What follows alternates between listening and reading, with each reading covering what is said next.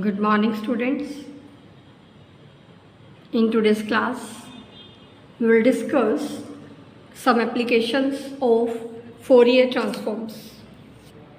Fourier transform is a powerful technique for studying linear, constant coefficient partial differential equations.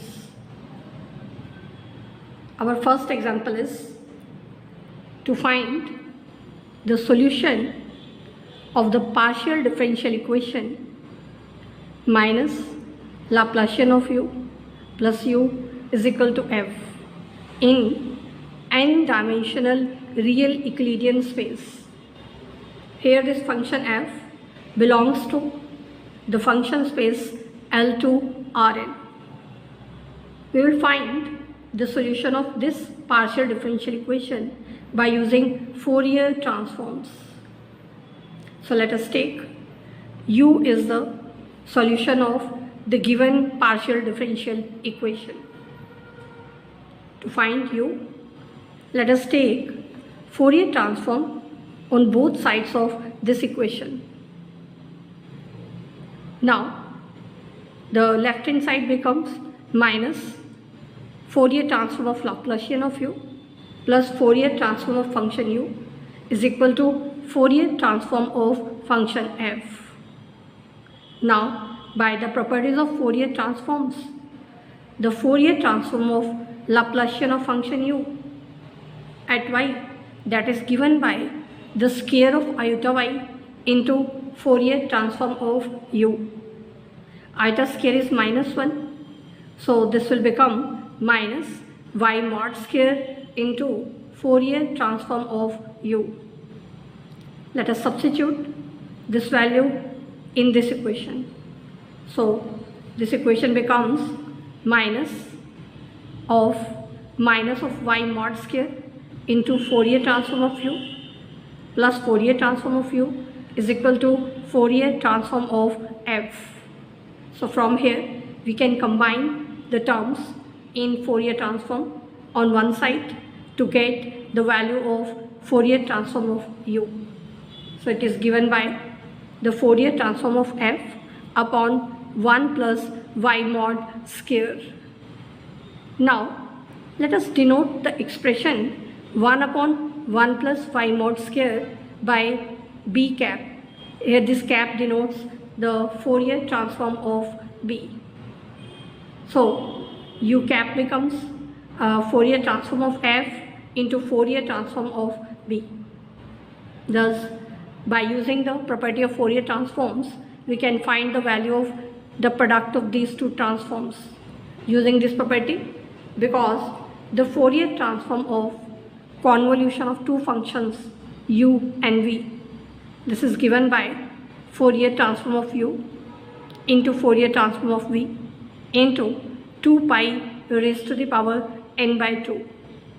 So from here we can find the formula for u cap into v cap, which will be u convolution v, its Fourier transform divided by 2 pi raised to the power n by 2.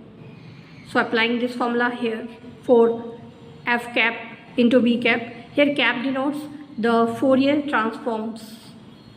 So finally we have obtained the value for Fourier transform of function u, which is given by 1 upon 2 pi raised to the power n by 2 into Fourier transform of convolution of f and b.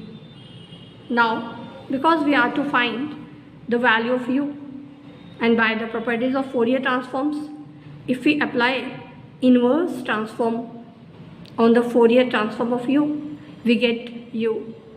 So by using the value of Fourier transform of u from here, u becomes inverse transform of 1 upon 2 pi raised to the power n by 2 into the Fourier transform of convolution of f and b.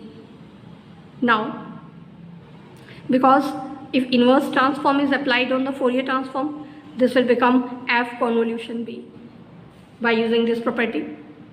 So we have obtained the value of function u, which is 1 upon 2 pi raised to the power n by 2 into the convolution of f and b. Now it remains to find the value of b.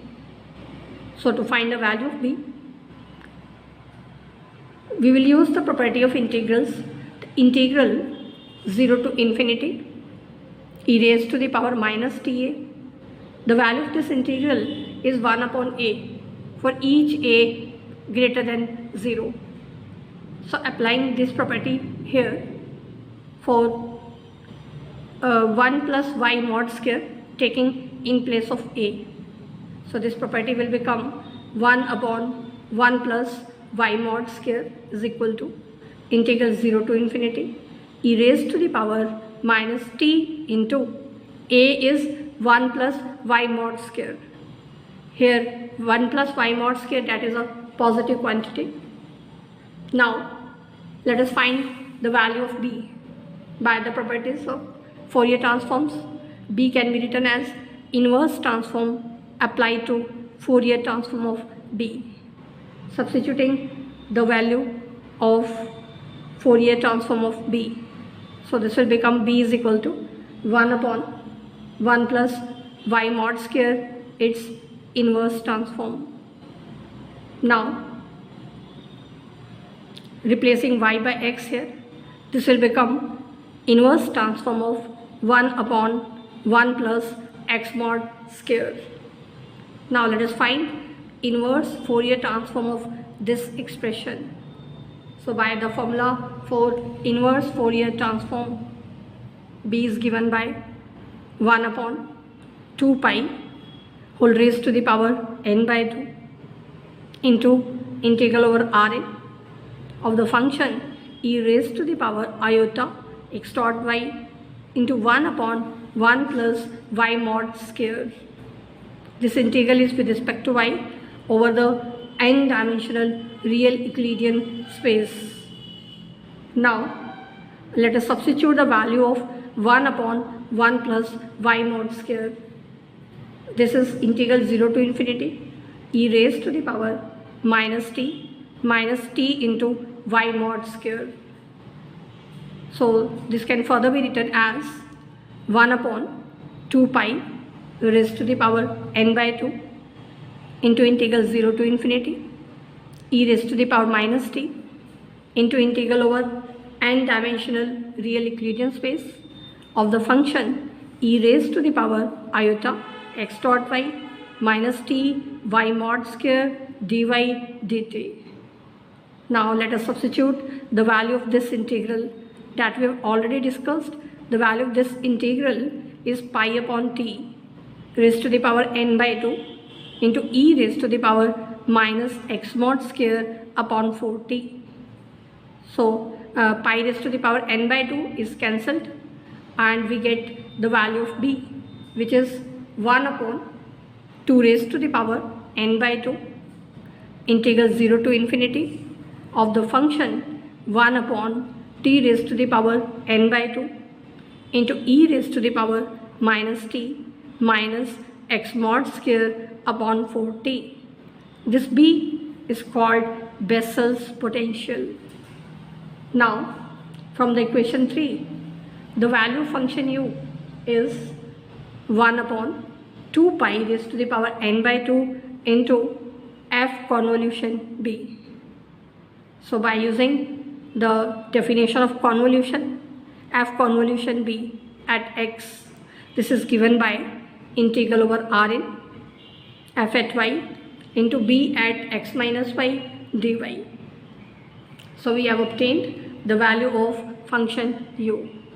Now because we have obtained the value of Bessel's potential, we can put the value of b at x minus y here from the equation 4. So finally we get the solution of the given partial differential equation given by u at x is equal to 1 upon 2 pi whole raised to the power n by 2 integral over Rn f at y into 1 upon 2 raised to the power n by 2 into integral 0 to infinity of the function 1 upon t raised to the power n by 2 into e raised to the power minus t minus x minus y mod square upon 4t dt dy. Now if we multiply these two terms and take outside of the integral sign, this will become 1 upon 4 pi raised to the power n by 2 integral 0 to infinity integral over Rn e raised to the power minus t minus x minus y mod square upon 4t into f at y upon t raised to the power n by 2 dy dt. So this is the required solution of the given partial differential equation.